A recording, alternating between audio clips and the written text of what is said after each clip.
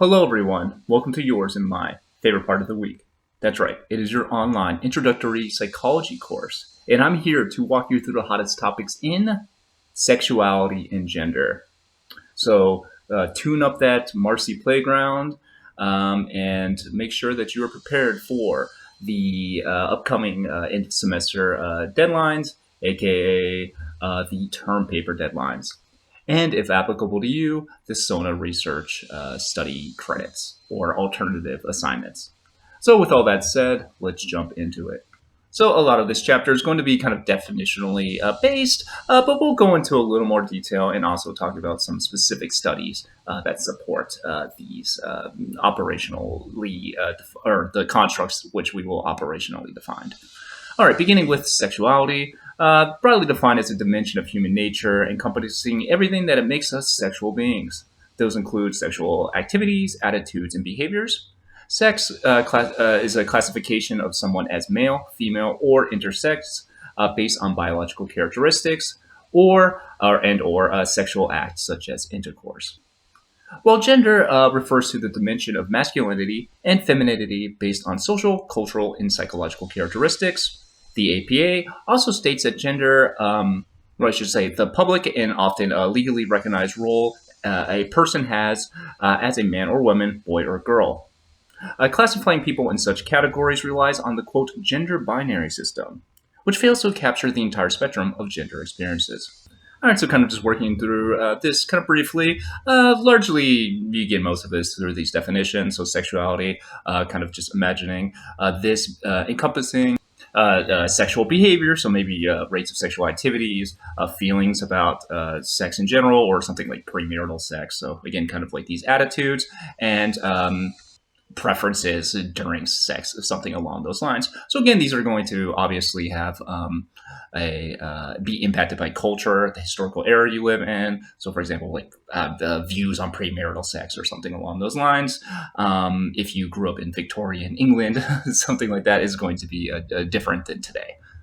And then we have sex having this dual definition, one where being kind of the sexual act of intercourse, but even kind of like that global statement, really trying to operationally define what sex is can be quite difficult. Which can present challenges for researchers because people will define sex in different ways, which we'll return to later on. But also, sex referring to kind of just those biological characteristics that we use to classify someone as male or female. Now, at times, people will conflate sex and gender, but they are two different things. Again, gender being kind of like those dimensions of masculinity or femininity, which are going to be, again, social, influenced by social and cultural factors. So something like thinking through, like, what does it mean to be a man? What does it mean to be a woman? These are going to be influenced by, again, kind of your cultural understanding of manhood. So certain behaviors are man-like or are woman-like. Certain jobs represent femininity, represent womanhood more than others, those kind of things. So kind of less, or I should say, kind of, you can really see kind of these kind of our social understanding of what it means to be masculine, feminine, or a male, female in using the gender binary system. And all that means is binary. You can kind of break down these words too, so male or female, and we are able to kind of, as a society, view not just individual, like an actor engaging in a certain way as behaving masculine or feminine, behaving like a quote unquote girl or a boy, according to kind of this gender binary system, where again, we're just going to say, all girls do this, all boys do this, and do you act like a boy or a girl? Do you act feminine or masculine? Well, kind of taking that kind of a step broader, wrapped up in that construct is the idea that there are certain responsibilities for the two different genders. Again, using the gender binary system. So kind of, we can all already kind of know this, like historically, men being the breadwinner, women taking care of the children. And these are represented in not just in the household, but like at an institutional level. So like women, for example, like barred basically from universities for in the U.S. for most of the U.S.'s histories, banned from certain jobs, something along those lines. So in that case there, kind of like society kind of reinforcing those ideas of of gender on a kind of economic, academic, and kind of a political level.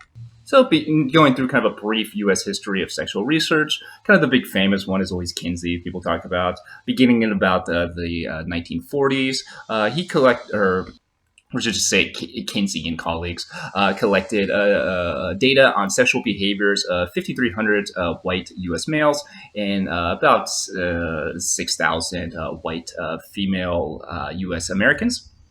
Both men and women, and the result found that both men and women masturbated, and participants had experiences with premarital sex, adultery, and sexual activity with someone of the same sex. So, kind of the idea here was just kind of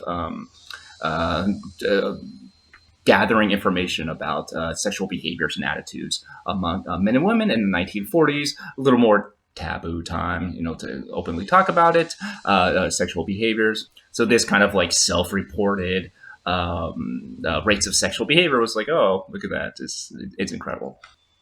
But there are kind of multiple ways to engage in research on sexuality, and the same methods as basically any other research project. You can use surveys, interviews, but experiments will differ. So, for example, one recent kind of study used the dilation of pupils to measure rates of arousal. So when aroused, people's pupils tend to dilate. So what researchers did had participants either watch a neutral scene, so something like a waterfall playing or some kind of nature, I don't know, whatever, like a desert, something along those lines, or they had the participants watch a sexually explicit video. And what the researchers did was compared the degree of pupil dilation. And what the researchers found was that participants who watched the sexually explicit videos had higher rates of pupil dilation than participants who watched the neutral waterfall videos. So kind of just using kind of like a biomarker as evidence of arousal in these participants. And before moving on, I will say that the kind of one potential risk of using surveys or interviews or something like that is that the risk of participants lying, for example. So maybe they engage in some kind of sexual activity and they're embarrassed about it. So they feel that, oh, I can't tell someone about that because, whatever, I'm doing something immoral. And therefore, maybe the kind of the rates of the sexual activities engaged in the Kinsey study from, there's multiple, but we'll say like the earliest one that we're reviewing here, or one of the earliest ones that we're reviewing here, maybe these rates were underreported because of maybe some kind of a sense of shame that's, again, kind of socialized kind of through these social expectations of sexual behavior or something along those lines. So in general, researchers try and use kind of multiple means in which to collect data on sexual behaviors, as you can see here with this kind of bio-pupil research. But just because a topic is taboo does not mean that the data is like inherently like wrong. It's just something you have to keep in mind. All kind of methods have strengths and weaknesses. All right, so let's move on to the biology of sex. Sex determination refers to the designation of genetic sex, that is XX or XY, which guides the activity of hormones that direct the development of reproductive organs and structures. So the zygote has 23 pairs of chromosome, that is 23 from the egg and 23 from sperm. And this 23rd pair, that 23rd chromosome, are the sex chromosomes, I should say. Genetic sex depends on the father's sperm, which can contribute either an X or a Y to the 23rd pair. The egg, meanwhile, can only contribute an X. Thus, this is why the father determines the sex of the child. So again, a female sex fetus will have XX chromosome, and a male sex fetus will have an XY chromosome. And this set of chromosomes will, again, kind of dictate kind of activity and production of hormones that are directly implicated in reproductive organs and structures. Now let's briefly walk through some of these some aspects of reproductive anatomy. This can, or I should say, the development of reproductive anatomy is influenced by interactions between genes and hormones produced by the sex glands. These are known as the gonads. In a genetic male, the presence of a Y chromosome causes the gonads to become testes. Androgen are male sex hormones secreted by the testes in males and by the adrenal glands in both males and females. Testosterone is an androgen that plays a role in determining whether the fetus develops a male or female genitals. If the Y chromosome is not present, that is a genetic female, then the gonads develop into ovaries. Estrogen is a female sex hormone secreted primarily by the ovaries and by the adrenal glands in both males and females.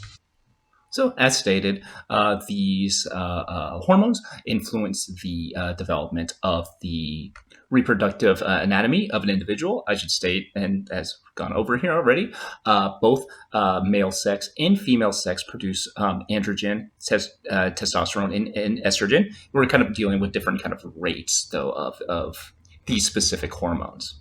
And we can also see again that 23rd chromosome pair. If that chromosome is contains, or I should say, if that pair contains a Y chromosome, then the gonads become testes. If not, we're talking the XX pair for the 23rd chromosome. Then the gonads will develop into ovaries. Distinguishing between males and female sex, genetic sex of the fetus is determined at conception.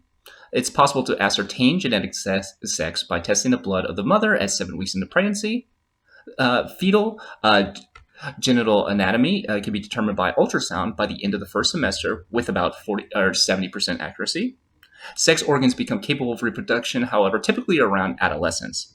So although fetal genital anatomy can be determined, again, kind of those reproductive activities take years for a child to develop. And puberty is where we see kind of a rapid development of the reproductive capabilities of a person. Puberty is a period when notable changes occur in physical development, ultimately leading to sexual maturity and the ability to reproduce. During puberty, there's rapid development of the primary, ovaries, testes, penis, and vagina, and secondary underarm hair sex characteristics. Menarche, that is first menstruation, and spermarchy, first ejaculation, also typically occurs during puberty, or occurs during puberty, I should say. Kind of straightforward here. Just make sure you know the differences between secondary and primary sex characteristics. However, there is not just male or female sex. So when I say both, I was purposely setting myself up for this counter slide. This brings us to intersexuals. Having conflicting or ambiguous biological indicators of male or female in sexual structures and organs, a genetic female or male who has sexual structures or organs that are ambiguous or inconsistent with genetic sex. This is classically referred to as, quote, disorders of sexual development. However, this framing has been critiqued, especially more recently, but historically as well, but kind of takes a while for voices to percolate through the system, I suppose. So kind of the argument is a pathologizing kind of a framing, aka it's a disorder, and disorder is kind of classically in kind of Western medicine means like something to be fixed or something like that. Thus kind of like the critique. You also see this in kind of like abnormal like psychology kind of framing, something along those lines. That person has an abnormality, they're outside the norm, therefore we need to fix them kind of thing. So you can kind of see this in kind of multiple fields or subjects across psychology. Around 1% of infants are found to have intersex traits at birth. So kind of a brief overview here again. We have a genetic male or female. However, their sexual structures and organs are inconsistent or kind of ambiguous to their genetic sex. And we're going to get into some specific examples momentarily. And kind of that 1% number varies a little bit, but more or less, 1 to 3%, maybe 2%, but more or less around this 1% number. But let's jump into some specifics. All right, beginning with KS or Klinefelter syndrome. This is a male born with at least one extra X chromosome in the 23rd chromosome pair. So, for example, the chromosome would be XXY. So 3 chromosomes instead of 2. A boy with KS typically is not noticeable until puberty, but then has a greater chance of developing female sex characteristics such as breasts. A boy with KS will be infertile without medical intervention and may have underdeveloped sexual organs and secondary sex characteristics. Now, the other I want to talk about is Turner syndrome. And for example, in this Turner syndrome, a female has only 1 X chromosome as opposed to 2 X chromosomes. So now we have 1, as stated. Anatomically, the consistent genitals, ovaries that are not fully developed, and problems with fertility. Girls with this syndrome who go undiagnosed or untreated are at increased risk for estrogen deficiency, hypothyroidism, cardiovascular issues, and a short stature. Treatment allows for stable, productive lives among people with TS. So here we have a couple of examples of, again, intersex people, and as demonstrated through this chromosome level. We talked about before how we had 23rd pair chromosomes, where XX is female and XX is or I should say XX is female and XY is male sex. But here, again, you can see we can have variations, and thus where we get intersex comes from. We have KS, again, being XXY, and Turner's an X chromosome. So at a biological, at a genetic level, these chromosome pair influencing the subsequent development of hormones and accordingly reproductive anatomy and secondary sex characteristics. So make sure you know the difference between these two conditions. Some other possible biological mechanisms for intersex people include differences in sensitivity to hormones. So, for example, if a male fetus that is genetically male and possesses testes is partly or completely insensitive to androgens that are, again, male sex hormones, the fetus may develop more female-like sex organs. Androgen, this is known as androgen insensitivity syndrome. Also, we have cases where an androgenized female develops more male-like sex organs as a result of being exposed to relatively higher rates of androgens. So here we can have a fetus, or for example, other possible biological mechanisms include kind of an increased or decreased sensitivity to the sex hormones, which may in return impact the development of sexual organs, secondary sex characteristics, and kind of our overall kind of like biological sexual structures. And this is very kind of like just a basic overview. These anyone who's kind of in bio or does any kind of research understands this is a far complex kind of dynamic interactions going on. But this is kind of just again kind of an overview of kind of these biological mechanisms underlying the intersex people. All right, so now moving on from sex to gender. Gender are concepts of masculine and feminine, which vary according to culture, social context, and the individual. Gender identity, broadly defined as the feeling or sense of being male, female, or an alternative gender, and compatibility, contentment, and conformity with one's gender. So kind of straightforward here. You have the word identity. We got a basic understanding what identity means, and now we have a specific subtype of identity here, and we have that being gender. And as we talked about before, we have this gender including dimensions of masculine and feminine, which will vary across time and culture. But you can, for purposes of this like hypothetical scenario, imagining of not feeling content with one's gender identity. And we'll walk through reasons for that momentarily. But we have a gender identity, people, again, feeling a sense of male, female, or some kind of alternate gender, feeling content with it or not content with it. And then we go from there. We will build on that momentarily. Next, we have non-binary. If you remember before, we had the gender binary. So now we have the non-two, kind of straightforward again. So non-binary, this is a term used by some people who experience their gender identity and or gendered expression as falling outside the categories of man and woman. So again, straightforward. So not two. So in this case here, someone's gender identity falling outside kind of these traditional categories of man and woman. Again, we can just kind of imagine kind of stereotypical man and woman behavior, appearances, something along those lines. While understanding that these kind of notions, these dimensions of masculine and feminine will vary according to culture and the social context, which again we will talk about momentarily. All bit of a teaser. Just got to get we got to operationally define our constructs first. So we define gender. Now let's talk about gender roles briefly. These are defined as a collection of actions, beliefs, and characteristics that a culture associates with masculinity and femininity. This is demonstrated through a culture's actions, general beliefs, and characteristics associated with masculinity and femininity. People learn to behave in gender-conforming ways. Gender roles influence how we expect to look, behave, and our social responsibilities.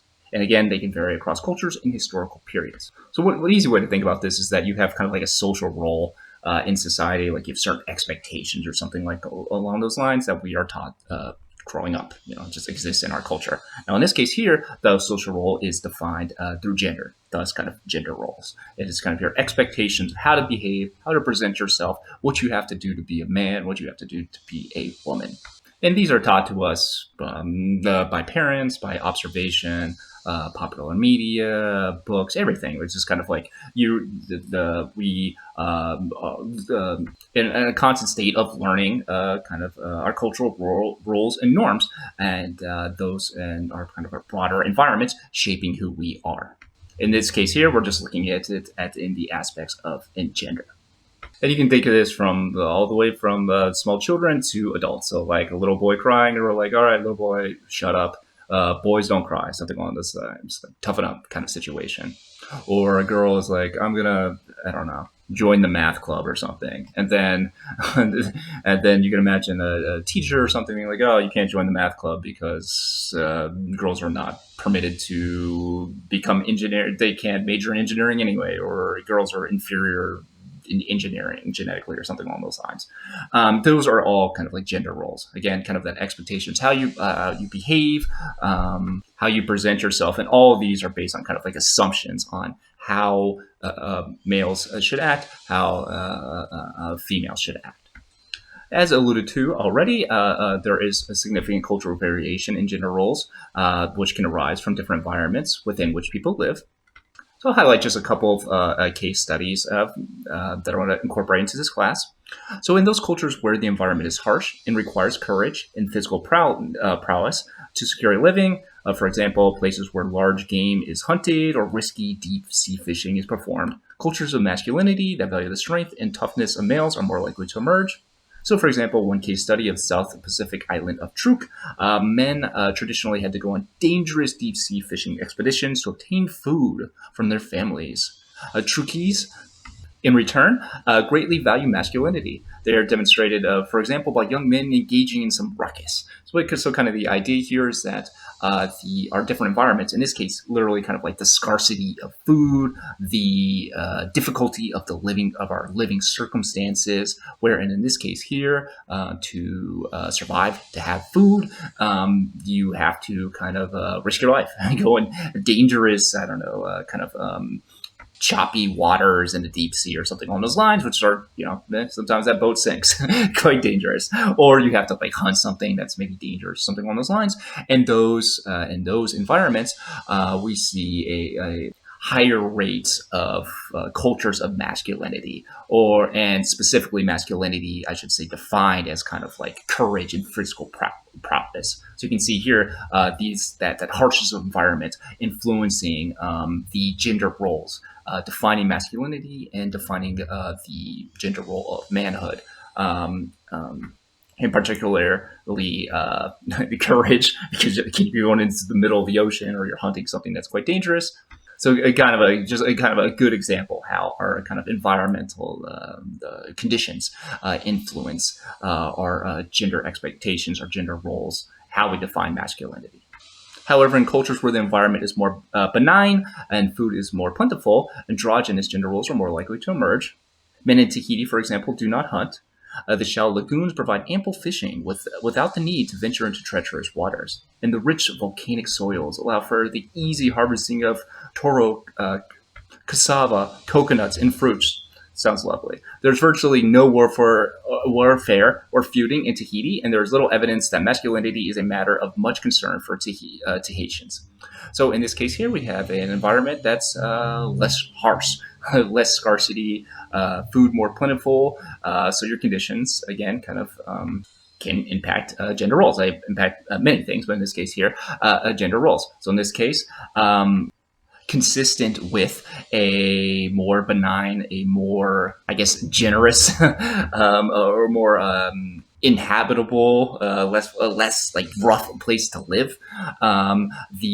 Those notions of masculinity from the Truk example, wherein courage and kind of risk and physical prowess is needed to literally survive, you see in this example in Tahiti, that is not present. That those kind of behaviors are not needed. So the gender role of what manhood is going to be different because it's those behaviors are literally not needed. So again, kind of an example how our terrain, where we live, our histories, our cultural practices, all kind of influencing these gender roles. So just just a small example, but I think it demonstrates kind of this social nature and thus kind of the social possibilities of what gender roles and expectations can be, especially when you consider the hundreds of thousands of years of human civilizations and the different forms of living that existed through times with various different gender roles. All quite interesting if you're into kind of anthropology and those kind of things. All right, so continuing on to how we kind of learn our gender roles, this idea we have one kind of a mechanism, gender typing.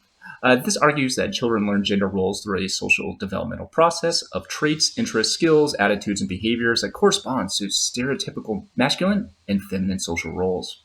One possible mechanism is through observational learning. These are the social cognitive theorists. You may recall the Bobo doll, punching that doll. Same theorist. We're just doing it for gender now. Observe this theoretical frame argues that children observe others in their shared environments, especially those of their same gender. They also learn from popular culture, such as books, media, and online. Many children go through appearance rigidity during early childhood, wherein they closely adhere to gendered stereotype dress. Boys avoid girly toys. So kind of this idea here is that we're just learning, children are learning gender roles through this developmental process. This developmental process is going to be social in nature. And through that process, children develop their gender interests, and they're ultimately kind of like how they themselves are going to kind of define gender. Because again, that's one way that culture is passed down generally, intergenerationally. We look around the world and we say, oh, okay, we see boys acting one way, girls acting the other. Okay, that is the rules. And now I have to take myself and put myself within those sets of rules. Okay, so where do I fall, boy or girl? And you see kind of a rigidity of this, especially kind of young children on like 3 years of age. Not always, but this is where you kind of see this pop up, wherein it's very kind of that dichotomous thinking, wherein boys, for example, will just avoid anything that's pink. They can't touch anything pink, or they've violated their rules in their head that they've kind of internalized from the world around them, but also in the 3-year-old brains. They're not really thinking it through super complex, depending on kind of like your developmental theory, but kind of less kind of capabilities to kind of work through these nuances. Ones are kind of just, the 3 years old, they don't have a lot of like experience, but also kind of their cognitive skills are that of a 3-year-old. So they're just kind of thinking more in like black-white terms, like this is right, this is wrong, or, this is boy, this is girl kind of thing. And any behavior violating that is kind of seen as like, whoa, what's going on right now? This is kind of shocking. Which leads us to cognition and gender schemas. Children do not only passively observe, however, they develop gender roles by actively processing information, especially behaviors they observe. So it's not just watching like whatever people engage in what behavior, men engaging in a certain behavior, women engaging in a certain behavior, boys, girls engaging in certain behaviors. They don't just take it in. They're not just a rock, and the waves are smashing them. Children are also actively engaging in cognitive processing. Again, at a 3-year-old level, but still, they are. They're using this information, and children, from that information, they develop a variety of gender-specific rules, which I just alluded to before, which can get a little rigid. This brings us to gender schemas. These are psychological or mental guidelines that dictate how to be masculine or feminine.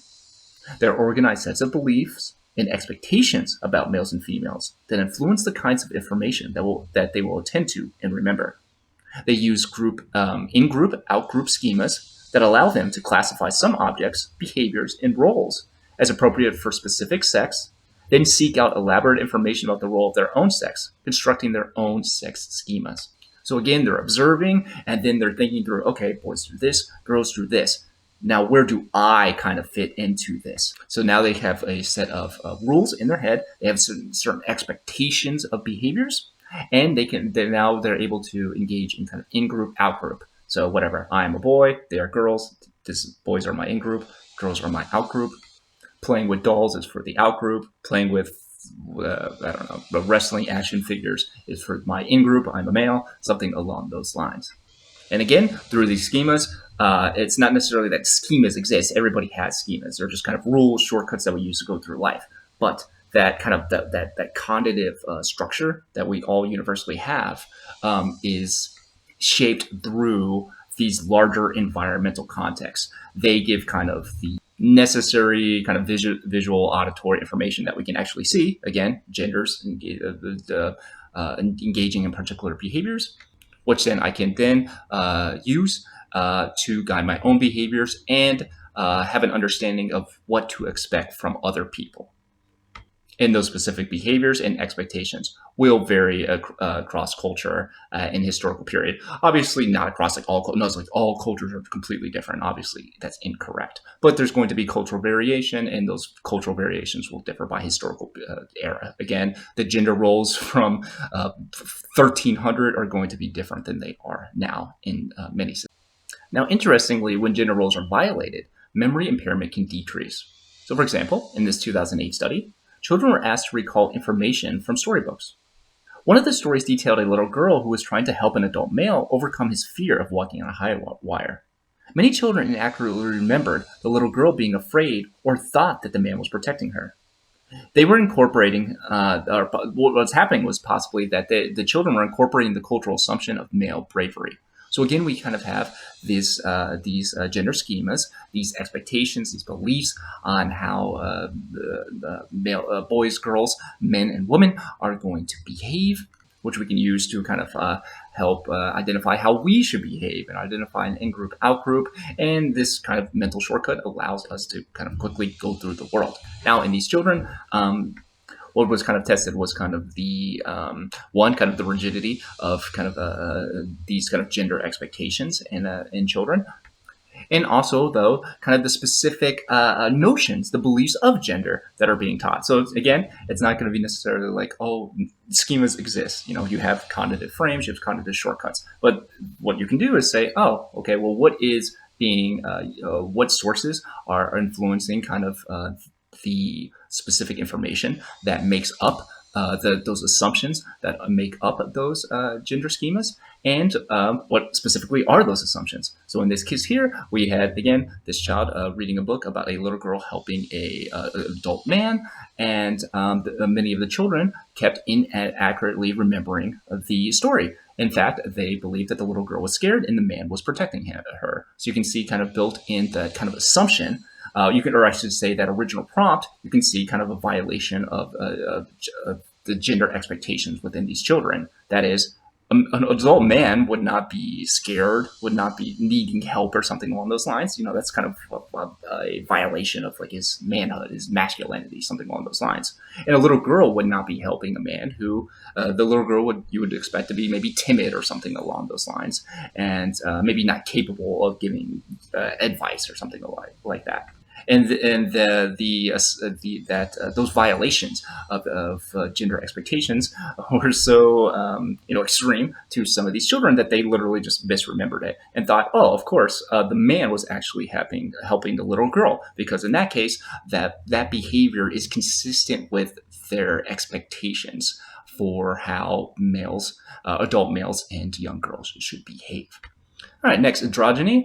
This is a tendency to cross gender role boundaries, exhibiting behaviors associated with multiple genders.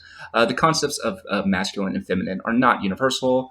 For example, in North America, baby boys typically dress in blue and girls in pink. I will say, however, that is not always historically the case. Look into the history of pink. It actually used to be much more of a masculine symbol. I feel like it came back a little bit, so I don't know. Again, just shows that historical period matters, because ultimately these are all kind of social factors. So just one aspect of hashtag the environment influencing you. Well, that is in this case here, these are going to be socially based. So thus, historical period is going to matter. But regardless, we have this idea of boys dress in blue, girls dress in pink. However, in Swaziland, for example, a country in Africa, children dress androgynously, often wearing any color of the rainbow. I did want to point out one study, where the researchers examined people of different cultures and genders and whether they differed on collectiveness, collectivism, I should say, agency, assertiveness, and relatedness. There were significant cultural differences, and however, there were few reliable gender differences. And there were no gender differences found for collectivism, agency, and assertiveness. So kind of the idea getting here again, demonstrating that your kind of social context matters. There's not, in general, not this kind of universal set of like masculine behavior, because masculine and feminine are very broad terms. The question is like, what makes up those kind of two dimensions? And so you see, like A, those dimensions could be defined differently across cultures, and B, even if there's kind of like a universal, we could just make up a universal operationally defined term for our sets of descriptors for those two dimensions, masculine and feminine. There is kind of not like a universal set of gender differences for people, which demonstrates again that these are socially based kind of dimensions, and our culture, we saw before, kind of the harshness of our environment, all kinds of other things are going to impact our gender roles, our gender expectations, and how we behave, how we expect males and females to behave. In the case of androgynous people, again, kind of just the idea that tendency to cross gender role boundaries, living behaviors associated with multiple genders. So, like, kind of just being some combination of in between of male, female, and other genders. Moving on to transgender and transsexual. Transgender is the development, I should say. We're not going to reshoot this. So the development of gender identity and acceptance of gender roles / social expectations can differ. At birth, most infants are identified as boy or girl. This is referred to as gender assignment or your natal gender. Cisgender, this is operationally defined as those whose gender and sex assignment at birth match. Transgender, according to the APA, are people whose gender identity, gender expression, or behavior do not conform to that typically associated with the sex to which they were assigned at birth. So kind of in general, gender, again, is assigned at birth. So hospital staff, whatever, your child looks at you, and we conflate kind of sex and gender. And this is, again, referred to as your gender assignment. Now, this can present challenges to gender identity or acceptance of your gender roles, or kind of if you fit within kind of society's ideas of gender roles. But then that's always the case for people, again, cisgender people. All that means is that your gender and your sex assignment at birth are matched. However, for transgendered, that is not the case. Now we have gender identity or gender expression or behavior not conforming to the sex, to their sex, I should say. So we kind of have a mismatch between their gender assignment and their own gender identity. So basically, differences between multiple ways to easily conceptualize cisgender and transgender. Cisgender just kind of consistent here, gender and sex assignment. Transgender being some level of inconsistency. Next, moving on to transsexual. This is a debated term. It refers to individuals who seek or undergo a social transition to the other gender, and who may make changes to their body through surgery and medical treatment. This is referred to as gender affirmation. It can involve changes to names, pronouns, hair, and clothing. We have another term, trans. So it's really just kind of an umbrella term here, which include all people whose gender identity, gender expression, or both fall outside social norms. So moving beyond kind of that gender binary. That is, limiting gender to male or female.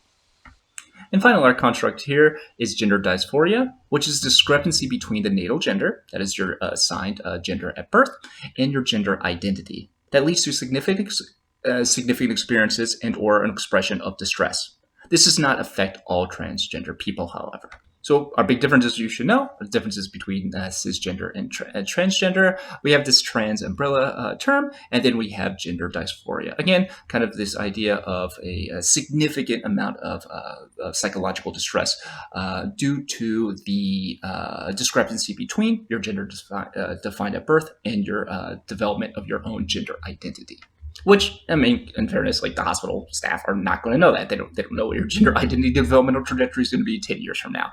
They're just giving you a gender at birth, and then you have that, and then you're going to be parented a certain way. You're maybe to be treated by your peers a certain way. You're going to be treated by your teachers a certain way because, again, there are certain expectations and behaviors expected due to your gender. And in this case here, people with gender dysphoria, or that discrepancy between their assigned gender and their gender identity, that developmental process that is kind of clashing with those gender expectations, that conflict, leading to very high levels of distress, and thus we have gender dysphoria. Now, transgender youth can face a very difficult developmental path, particularly because society largely regards sex and gender as the same thing. Many people who are cisgender have a difficult time understanding how someone's gender could possibly fail to align with his or her biology. I should also note that being transgender does not determine your sexual orientation. So I'm going to walk through some challenges to transgender youth development, and as well as some kind of background research and a brief kind of a developmental overview of the process of gender identity, or just kind of identity formation among transgender youth. Again, kind of brief here. So transgender identity can add challenges to adolescent development. For example, about 2/3 of transgender youth report being bullied, harassed, or experiencing verbal abuse. About 43% of transgender youth have been bullied on school property, compared to 18% of cisgender youth. Transgender youth were more likely in 2019 to have been bullied on school property than reported in 2017, suggesting that rates of bullying among directed at transgender youth has increased. Abuses may also be perpetuated by parents. However, supportive families and peers help protect against abuse. That is kind of like having kind of strong social networks. So supportive peers, supportive parents, supportive extended family members, community members, whatever, kind of decrease the negative impact of these kind of stressors on transgender youth. So kind of the idea here is just because you experience a stressor, which we talked about in the kind of the stress chapter, just because you experience the stressor does not mean, oh, you're doomed or something along those lines. Obviously, these can be quite challenging conditions, but kind of social support can kind of decrease the odds, the risk associated with experiencing these significant stressors. So I did want to walk through briefly some stages of transgender identity. This is only one theory. There are others, but really kind of never talked about. So I figured I'd kind of briefly walk through this kind of theory, stage theory of transgender identity development. So this model has like 5 stages. That is the pre-coming out stage, the coming out stage, exploration stage, the intimacy stage, and the identity integration stage. This is kind of consistent with other theories of identity. Here we're just walking kind of through transgender identity. I should also note that there is no single path and depends on the social and economic resources and characteristics of the person. So we'll just briefly walk through some of these stages. Beginning with pre-coming out, during this stage, children report often feeling confused as they realize they do not fit into either of the 2 gender categories. Coming out stage, where children begin to acknowledge to themselves, or I should say adults, again, it doesn't necessarily have to be children, begin to acknowledge to themselves and others that they do not fit the standard gender identities, and this can occur across the lifespan. Studies show that transgender adults acknowledge feeling different from others as a child, which again makes sense, kind of a recognition that their gender assigned at birth is not consistent with kind of their own gender identity. Next, the exploration stage. During this period, transgender people learn as much as possible, and they test the boundaries of what this identity means. They research and consider how to best live. This can include changes to their name, clothing, surgery, and hormones. A large majority, between 98 to 99% of transgender adolescents who receive puberty suppression gender-affirming care go on to continue gender-affirming treatment. So during this kind of exploration, kind of learning about yourself, learning who you want to be, and making changes accordingly. The younger you are, the more likely those changes are going to be kind of social in nature. So yeah, like appearance-based names, something along those lines. But they also include gender-affirming care, so surgeries and hormones. And as stated in this study, and this is repeatedly found study after study after study, there's really no scientific debate on this, that the supermajority, again, 98 to 99% of transgender adolescents who receive gender-affirming care go on to continue gender-affirming care, aka this care is improving the quality of the life of these transgender adolescents, and thus why they continue care. And on the right-hand side of the slide, I have a copy to a journal article from The Lancet, again, just published recently in December 2022. And this is replicated time and time again. So not really debated in the scientific community. So moving on to the next stage, we have intimacy. Transgender men seem to have an easier time than transgender women. Positive intimate relationships are influenced by one's sexual orientations. Like non-transgender youth, heterosexuals have a smoother path than homosexual orientation transgender youth. So kind of in general, transgender men having an easier time than transgender women. This can demonstrate kind of the social expectations of males and women, and kind of just like experiencing sexism. So literally, we have a transgender men are going to experience lower rates of sexism because now they are their gender is a male, versus a transgender woman who now is, you're transgender, and now it's like, oh, cool, now I also get to experience some sexism as well. So thus, it's really kind of an accumulation effect is what this is really getting at. And then finally, identity integration. This is the union of one's public and private life. Research indicates that gender perceptions of self are much like those of transgender children of their expressed roles. All this is kind of getting at is that at this stage of development, that you now don't really have. Obviously, we all have public and private lives, but to the extent controlling for those kind of obvious things, kind of a union between your public self and your private self, aka I'm transgender and I'm like out and I can be this person. Rather than like hiding who I am. And just the final point getting at that, these kind of gender perceptions of your conflicts of your gender identity with your gender assigned at birth are pretty reliably found in transgender children. Now, however, because as we already talked about, we have gender kind of expectation, gender roles in society, which exist in all societies, and often, by kind of definition, the existence of transgender people will violate those cultural exceptions, which can be met with animosity or kind of just like systematic discrimination. So because I'm kind of my background, kind of like that trauma, kind of stress researcher, kind of those macro stressors or discriminations and all these kind of big public policy kind of questions. I wanted to present to you some kind of some small briefing of transgender research, kind of the impact of kind of stressors, public policies, and just broadly adversity on transgender development. So for example, we have a definition of transphobia, which is defined as disgust towards individuals not conforming to society's gender expectations.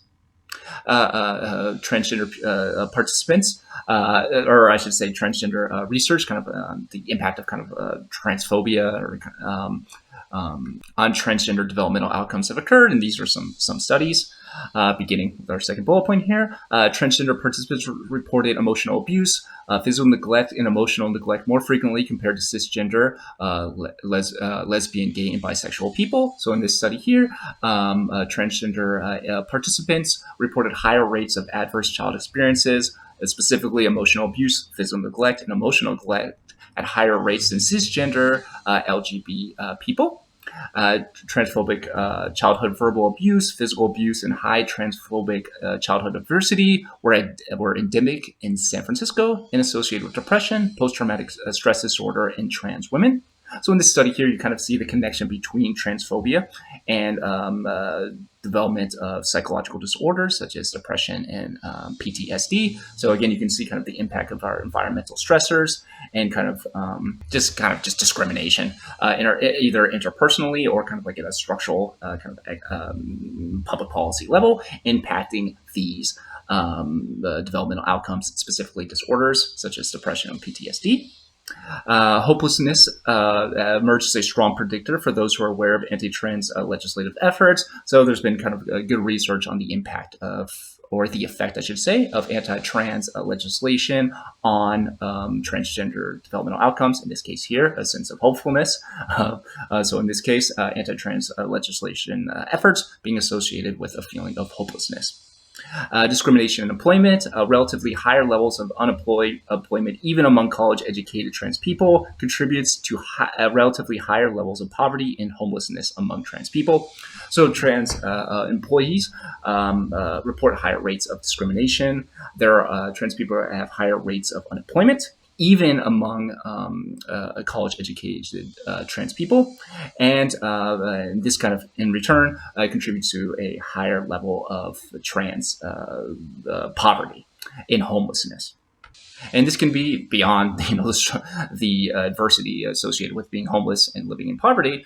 This can include kind of losing gender affirming care, because obviously in the United States we do not have you're not a senior. We don't really have in general beyond some Social Security disability kind of exceptions and Medicare. We do not have a universal healthcare system. So you lose your job, for example, because, for example, your manager is engaging in kind of transphobic behavior. He fires you, something along those lines, and you lose your healthcare. Well, in that case, you can imagine a transgender worker undergoing gender affirming care, and all of a sudden losing access to that gender affirming care because that worker has now lost their job.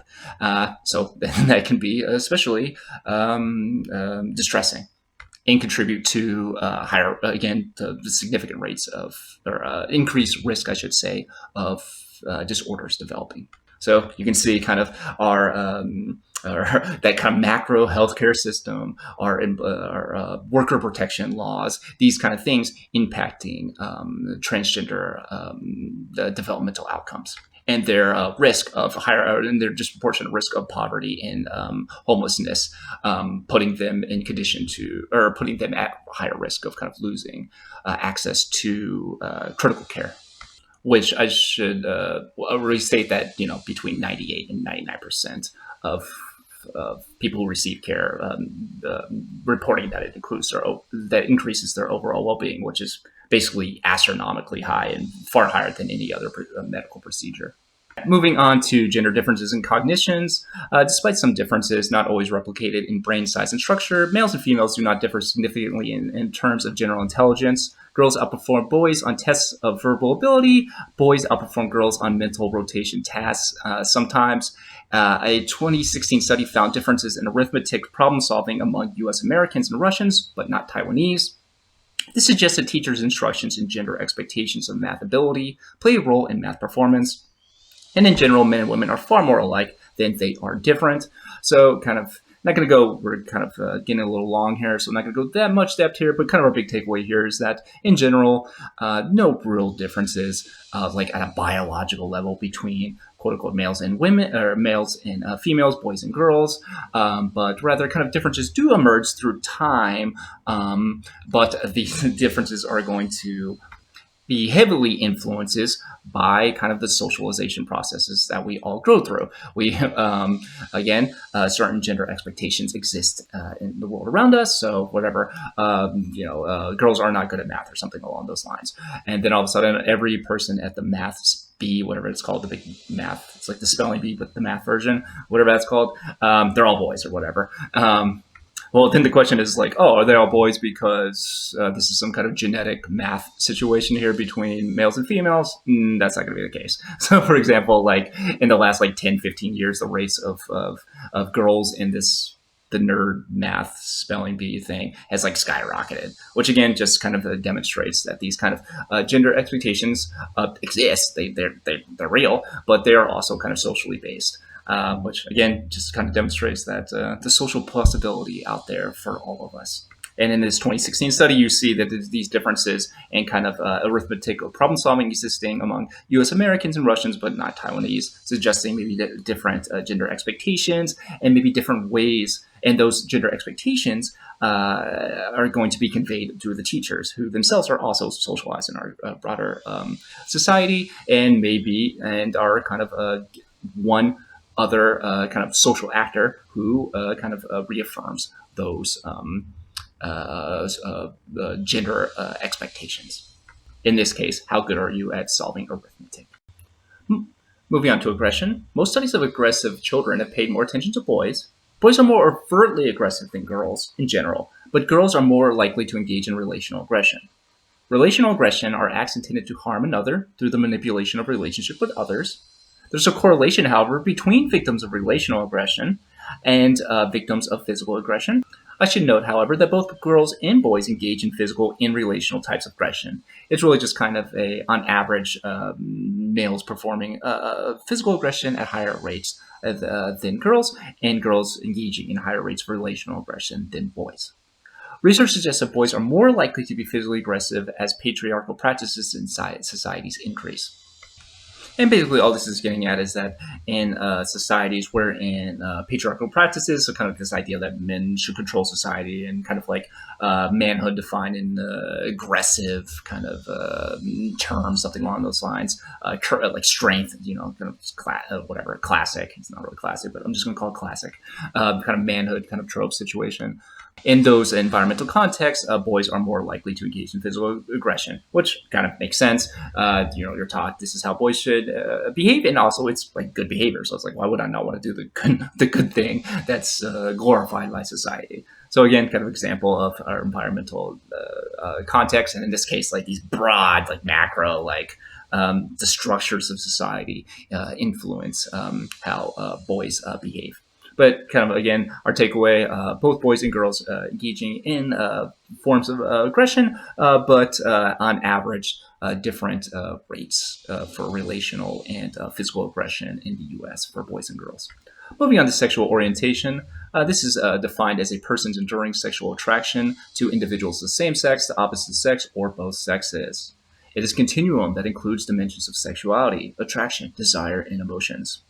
Walking through some types of sexual orientation, we have heterosexual, which is attracted to members of the opposite sex; homosexual, attracted to members of the same sex; bisexual, attraction to members of both the same and opposite sex. Again, if you just really work on your root word knowledge, you're good to go. Homo, same; bi, two. There you go. Like attracted to both. Asexual, typically defined as a person who does not feel sexually attracted to others, can maintain relationships. However, there's not a lot of research on asexual people. Frankly, there's a dearth of research on transsexual development as well. But the range is between asexual people around like 0.6, we'll say like 1%, something like that. There are also other categories as well, such as queer. And this could be used to avoid gender binaries of male or female, or the perceived restrictions imposed by lesbian, gay, and bisexual orientations. So again, kind of like an umbrella kind of term. And these terms kind of shift through time with people preferring certain terms across the decades. All right, moving on to kind of just some fact-based stuff here, not a lot of explanation. The sex we have by 2014, the average sex, the average adult had sex 53 times a year. This was down from 64 times a year in 2002. About 77% of U.S. American adults report they engage in intercourse by age 20. Of those currently having sex, about 97% are engaged in sex before marriage. The married people have more sex than unmarried people. So then on the right hand lane, on the right side of the slide, it's just a figure of the rates of sexual activity by age. And moving on to sexual activity and relationships, again, kind of just fact-based kind of background research here. According to a large study of Swedish adults, the frequency of penile vaginal intercourse is associated with better mental health and satisfaction with sex, relationships, and life overall. The frequency of penile vaginal sex has also been correlated with greater life expectancy, lower blood pressure, slimmer waistline, and lower risk of prostate and breast cancer. In one study, researchers found that aging did not seem to adversely affect interest in sexual activity. Many of the respondents in their 60s, 70s, and 80s were still sexually active, so you can see some correlations of positive effects of engaging in sexual and penile vaginal sex. Obviously, these are just correlational in nature. Thus, like, it's not like every single person who has prostate and breast cancer have never had sex before, obviously. In general, these are just like odds. So think of all kind of development in psychology most of the time as probability, odds, risk factors. So in this case here, the frequency of penile vaginal sex kind of decreasing the probability of prostate and breast cancer, and increasing the probability of lower blood pressure. Marriage. In the United States, the average age of first marriage is 27 for women and 29 for men, and these numbers have significantly changed through the years. I don't remember the exact numbers off the top of my head. I teach in other classes, but it was like 20, around 20 for each. It's the average age, I don't remember what it was, 60 years ago, 70 years ago. So again, socially based. Here you see the impact of all kinds of larger social factors impacting the average age at marriage. And there's a whole host of reasons why for that, which I get into other courses, and I do not want to take that much of your time now. The odds for a 10-year marriage in the U.S. are 68% for women and 70% for men. The odds for a 20-year marriage are 52% for women and 56% for men. Most U.S. Americans are monogamous, and 65 to 85% have always been faithful to their spouse. About 4 to 5% report consensually non-monogamous, that is, quote-unquote, open relationships. So kind of just a quick little background of why some of those rates of marriages have changed. Again, briefly, I can't help myself. One of the reasons is kind of economic precarity. So you kind of need, everyone knows that there's not a lot of jobs. Future, a little in question right now as the planet burns. So let me get this college degree and hope that helps some. So as people stay in college more, for example, you're going to kind of delay marriage. So kind of that economic uncertainty, people staying in college longer, the cost of raising a child, all these things are going to impact kind of the average age of marriage. Trends in sexual behavior. All I want to do here is kind of highlight that even kind of defining sex can be quite difficult. I have a colleague who teaches some sexual behavior class, and she has a prompt and she tries to have the students break into small groups and define sex and operationally define sex, and it can be quite challenging. There often is no universal definition, and as such, when you ask kind of teenagers or something along those lines, are you engaging in just saying something broad, sexual activity, they might earnestly say no because they define it kind of differently. So even having a universal definition of these kind of basic constructs in our mind can be quite challenging. Moving on to sexting, this is roughly defined as using cell phones to exchange text messages with sexually explicit words or images. Again, however, the definitions can be unclear. What is flirting? What is sexting? Not always clear, according to research. Approximately 15% of adolescents report using digital technology to share sexual photos of themselves, and even more have received such images from others. And some studies have found that young people who sext are more likely to engage in sexual behaviors. Moving on to sexual education, school is the primary place where American children get information about sex. States with greater emphasis on abstinence, as reflected in state laws and policies, have higher teenage pregnancies and birth rates. Research shows that formal sex education increases safe sex practices, reduces the likelihood of disease transmission, and decreases teen pregnancies. However, I should note that U.S. teenage birth rates fell to the lowest numbers ever in 2022. Aside from an increase in 2006 to 2007, the teen birth rate in the U.S. has been continuously declining since 1991. So just kind of bullet points here. Abstinence education has been correlated with higher rates of teenage pregnancy and birth rates at the state level. And research suggests that formal sex education increases the rates of safe sex practices. But overall, as stated, the rates of teenage births have been declining largely continuously for a few decades now. And as a random sidebar, not tested on, also kind of see this largely with drug rates, except for that little vaping spike. Y'all were vaping. We were vaping up in here for a minute, but besides that, drug use largely going down as well. Moving on to sexual dysfunction, significant disturbance in the ability to respond sexually or to gain pleasure from sex. About 43% of U.S. women and 31% of U.S. men report sexual dysfunction. Sexual dysfunction may result from a variety of sources.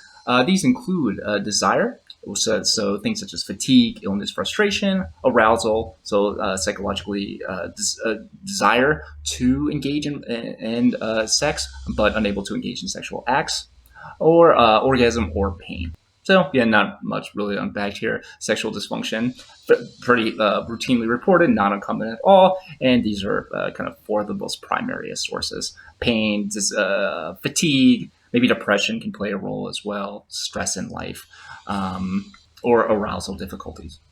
Wrapping it up with culture and sex, where some cultures abhor nudity and view sex only as a means of reproduction. Others believe that children should be educated about sex early in life. Sexual motives and preferences vary among people and across time and cultures. Again, we're keeping it abstract here because we are already a little long. Gender disparities in motives exist, but they are small. That is our effect sizes. You should remember those. Those are correlation coefficients. So just because there are differences does not mean they are, in fact, meaningful correlations or very strong correlations, or in this case, differences. But where differences do exist, again, small effect size, women are more motivated by love and commitment for intimacy and to solidify a relationship. Men report being motivated by the physical appearance of their partner, pleasure, and the desire to reduce stress. Again, small effect size differences in both males and females report all aspects of those desires and preferences, I should say, or motivations. All right. With that said, thank you so much for listening, and I hope you have a great week. Bye.